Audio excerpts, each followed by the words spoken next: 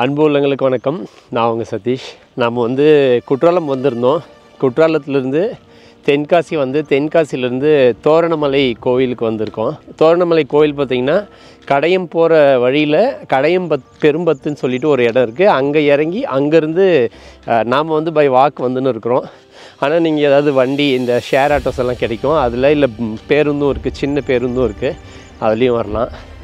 அப்படி நடந்தே போயின்னு இருக்கோம். மேலே போகலாம்.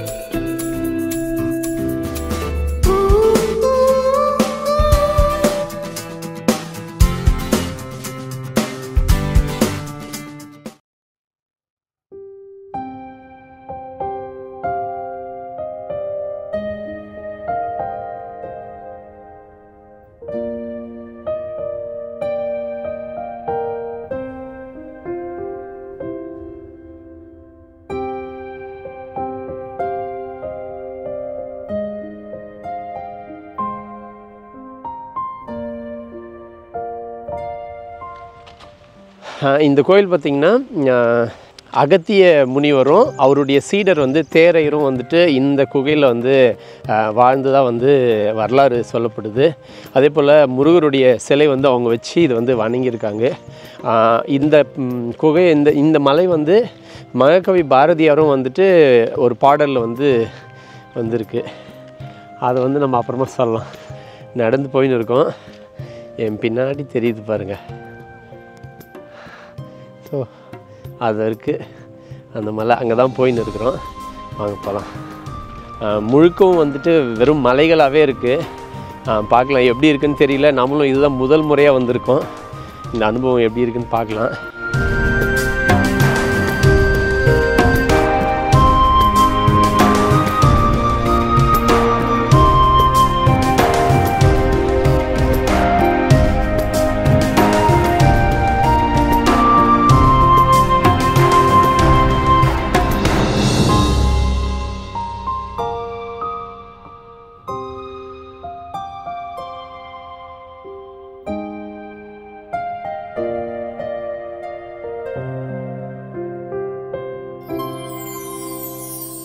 நாம் கோயிலோட மலை அடிவாரத்துக்கு வந்துட்டோம். இந்த கோயில் பார்த்திங்கன்னா தினமும் காலையில் 5 மணிலேருந்து மாலை 5 மணி வரைக்கும் கோயில் திறந்துருக்கும்.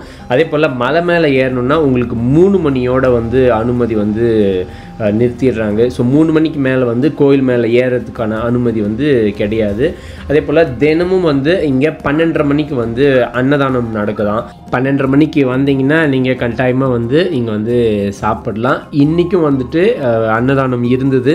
என்னுடைய நண்பரெல்லாம் அன்னதானம் வாங்கி சாப்பிட்டாரு. நான் தான் சாப்பிடல, எனக்கு போதுமாக இருந்ததுன்னு சொல்லிட்டு.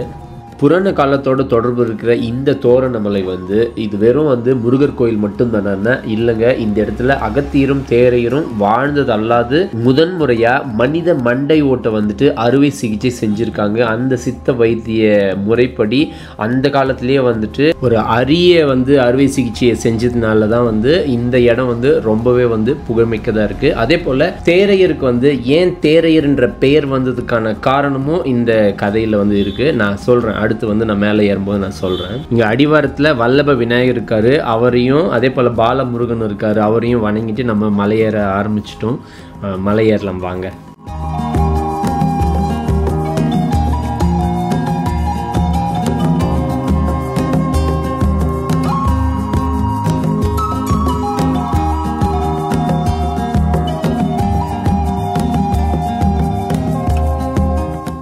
மலை மலை மேலே ஏற ஆரம்பிச்சிட்டோம். படியெல்லாம் ரொம்பவே சுத்தமாக இருக்குது.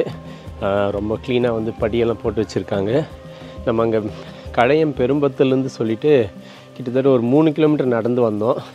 இப்போ இங்கேருந்து படி ஏறுறது எத்தனை தூரம் இருக்குதுன்னு தெரியல, பார்க்கலாம். பட் கொஞ்சம் படிங்கள்லாம் நல்லா இருக்குது. அதனால் ஈஸியாக ஏறிடலான்னு நினைக்கிறேன். ஒன்றும் பிரச்சனை இல்லை.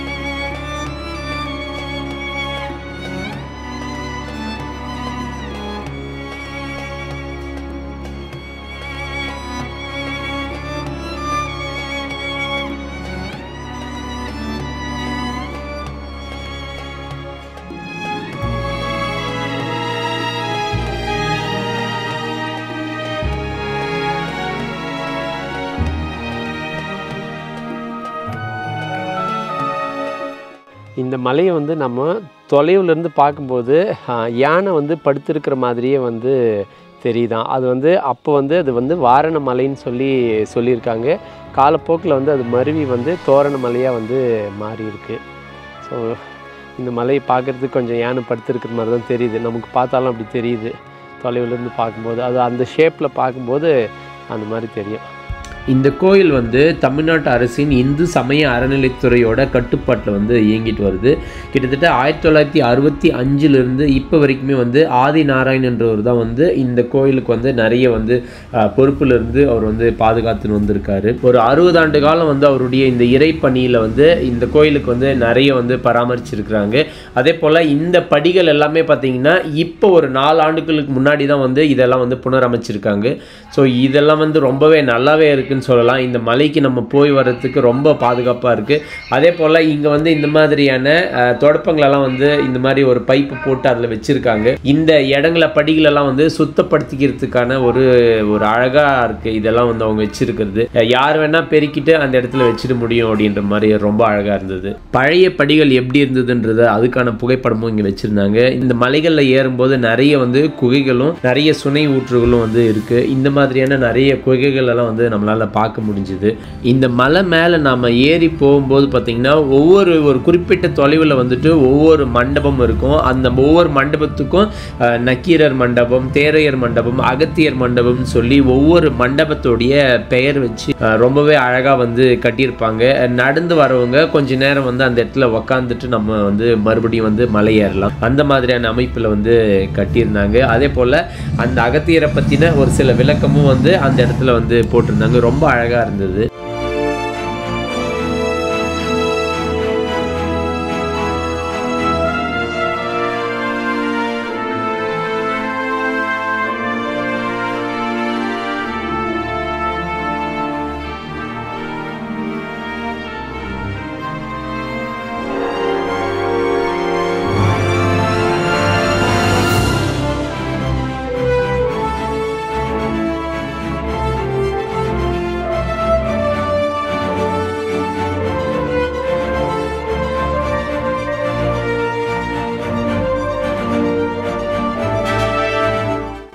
மேலே ஏறிட்டோம். இன்னும் கொஞ்சம் தூரம் தான் இருக்குது. ஸோ அது பாறை பார்த்திங்கன்னா அவ்வளோ பெரிய பாறையாக இருக்குது. மொத்தமாக ரொம்ப பெரிய பாறையாக தெரிஞ்சது பாருங்கள். ரொம்ப அழகான காட்சி இது எல்லாமே பார்க்குறதுக்கு. சூப்பரான மலைகள் இது வந்து அவ்வளோ அழகாக தெரியுது பார்க்குறதுக்கு.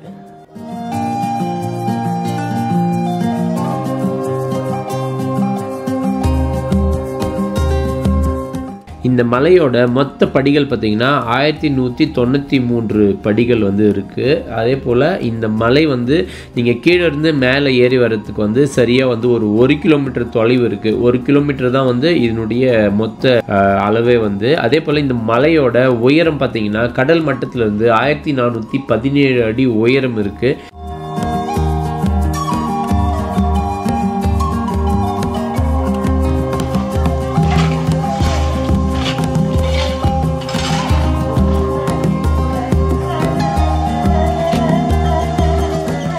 இன்னும் கோயில் வந்து கட்டினே இருக்காங்க.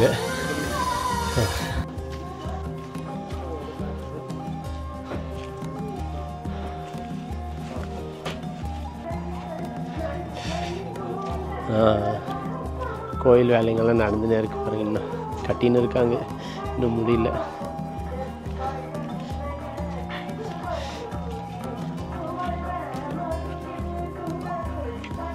என்ன சரியா, நீ எதை சொல்றியா? வெற்றிவேல் முருகனுக்கு அரோகரம். சரியா சொல்லிட்டியே.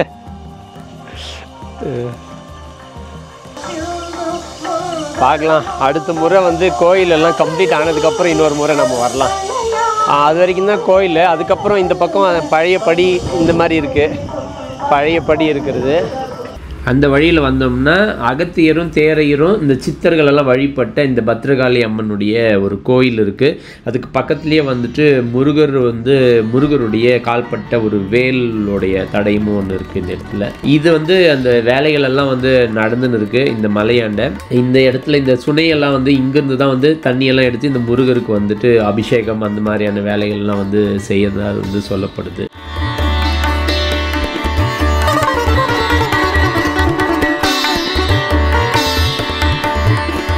நான் வந்து இந்த கதையை கொஞ்சம் சுருக்கமாக சொல்லிடுறேன். அதாவது சிவபெருமான் பார்வதியோட திருக்கல்யாணத்தின் போது வடதிசை தாழ்ந்தும் தென் திசை உயர்ந்தும் இருக்கிறதுனால அது சரி செய்யறதுக்கு வந்தவர் தான் இந்த மாமுனிவர் அகத்தியர். அது அப்போ அவர் வந்து இந்த பக்கம் வரும்போது, இந்த பொதிகை மலை பக்கம் வரும்போது இந்த தோரணமலை வந்து அவருக்கு ரொம்பவே பிடிச்சி போய் இந்த இடத்துல அவர் வந்து அவருடைய அந்த மருத்துவ ஆராய்ச்சிகள் எல்லாம் வந்து செய்யறதுக்காக அவர் வந்து இந்த இடத்துல தங்கியிருக்காரு. அந்த நேரத்தில் அவருக்கு துணையாக வந்தவர் தான் வந்துட்டு ராமநாதர்னு சொல்றவர். இப்போ அகத்தியரோட இந்த மருத்துவ குணத்தை அறிஞ்சு ஒருத்தர் அங்க தீராத தலைவலியோட ஒருத்தர் வந்திருக்காரு. அப்போ அவருக்கு வந்து என்னன்னு பார்க்கும்போது அவருடைய தலையில ஏதோ ஒன்று இருக்குன்னு சொல்லி தெரிஞ்சு அந்த தலையை வந்து கபால அறுவை சிகிச்சை செய்யணும் அப்படின்னு சொல்லி முடிவு செஞ்சு அவங்க அறுவை சிகிச்சை செய்யும் போது பார்க்கும்போது அறுவை சிகிச்சை செஞ்சுட்டு இருக்கும்போது அந்த தலைக்குள்ள வந்து ஒரு அந்த தேரைன்னு சொல்லப்படுற அந்த தவளை வந்து அதுக்குள்ள இருக்கு. இப்போ அது வந்து எங்கேயாவது ஓடுனா அந்த மூளைக்கு ஏதாவது பாதிப்பு ஏற்படணும்னு சொல்லி தெரிஞ்சு இவர் யோசிச்சுட்டு இருக்கும்போது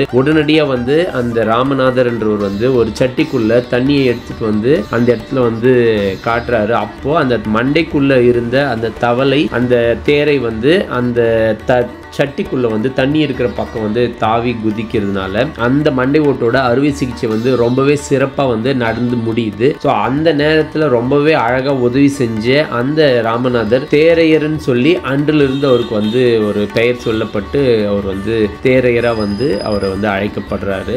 இதுதான் அந்த வரலாறு. ஸோ அவர் வந்து அந்த தேரையர் வந்து நாளடைவில் வந்து இங்கேயே வந்து ஜீவசமாதி அடைஞ்சு அவர் இங்கே வந்து புதைக்கப்படுறாரு. இந்த கடையத்தில் வாழ்ந்த பாரதியார் வந்துட்டு குகைக்குள் வாழும் குகனே அப்படின்னு போற்றி பாடியதும் வந்து இந்த தோரணமலை முருகனை தான். இங்கே ஏறி வரும்போது இந்த பக்கம் ஒரு வழி இருக்குது. நாம் மேலே நேரம் மேலே போயிட்டு கோயிலை பார்த்துட்டு இறங்கி வந்துன்னு இருக்கிறோம். இறங்கி வந்து இப்போ அப்படி இது என்ன போய் பார்க்கலாம் அப்படின்னு சொல்லி போயின்னு இருக்கோம். பார்க்கலாம் வாங்க. ஓஹோ, தண்ணி இதுதான் அந்த லக்ஷ்மண தீர்த்தமோ, இந்த மலை இடுக்கில் இருக்கிற தண்ணி.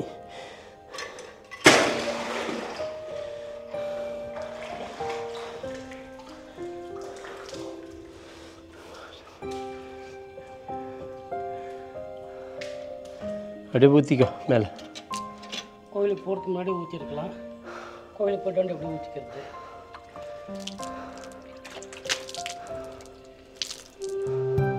அவ்வளோதாங்க, நம்ம குகையில் இருக்கிற முருகனை வந்து நம்ம பார்த்துட்டோம். இங்கேருந்து நம்ம இறங்கி கிளம்ப போகிறோம். மேற்கு தொடர்ச்சி மலையோட ஒரு பகுதியான தென் பொதிகை மலையில் இருக்கிற ஒரு மலை தான் இந்த தோரணமலை.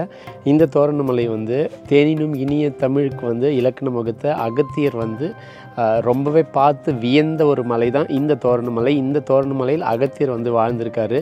அதே போல் அவருடைய சீடரான தேரையரும் வந்து இந்த இடத்துல வாழ்ந்து அப்படிப்பட்ட ஒரு சீடர்களெல்லாம் வாழ்ந்த இந்த மலையில் வந்து நாம் இன்றைக்கி வந்து பார்க்குறதுக்கு ஒரு வாய்ப்பு அமைஞ்சுது. ஸோ நாங்கள் வந்து பார்த்தோம். உங்களுக்கும் இந்த மாதிரி ஒரு வாய்ப்பு அமைஞ்சால் நீங்களும் வந்து பாருங்கள். ஆக்சுவலி மலை கீழே இருந்து மேலே ஏறுறது வந்துட்டு ஒரு 30-35 நிமிஷத்தில் வந்து ஏறிட முடியும். வாய்ப்பு இருந்ததுன்னா கண்டிப்பாக நீங்களும் வந்து இது ஒரு முறை வந்து ஏறி பாருங்கள். ஸோ இந்த காணொலியை நம்ம இங்கேயே முடிச்சுக்கிறோம். இந்த காணொலியை பிடிச்சிருந்ததுன்னா லைக் பண்ணுங்கள், நண்பர்களுக்கும் ஒருவருக்கும் பகிர்ந்து விடுங்க. மீண்டும் ஒரு நல்ல காணொலியில் உங்களை சந்திக்கிறேன். நன்றி.